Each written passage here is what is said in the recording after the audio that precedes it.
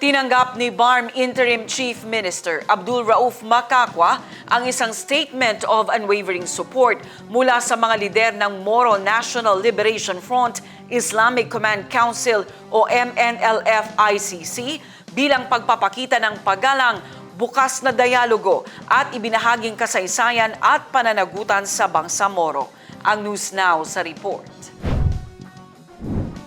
Ayon kay Interim Chief Minister Abdul Rauf Macacua, ang pahayag ng suporta ay sumasalamin sa iisang paninindigan para sa moral governance, integridad at tiwala.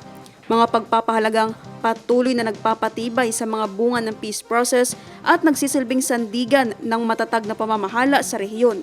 Binigyang diin din ng Interim Chief Minister na sa nagpapatuloy na transition period, mahalaga ang pagkakaisa at malinaw na direksyon ng mga lider at institusyon. Aniya, kapag ang mga pinuno ay nagkakaisa na may katapatan at kababaang loob, mas napalakas ang mga institusyon, mas napapangalagaan ang kapayapaan, at mas naihahanda ang Bangsamoro sa susunod na yugto ng kaunlaran.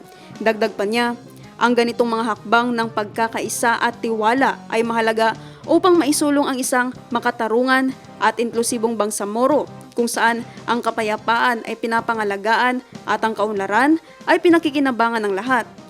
Ayon sa opisyal, ang pahayag ng suporta ng MNLF-ICC ay itinuturing na mahalagang ambag sa patuloy na consolidation ng kapayapaan at demokratikong pamamahala sa rehiyon, habang patuloy na tinatahak ng Bangsamoro ang landas tungo sa mas matatag at nagkakaisang kinabukasan.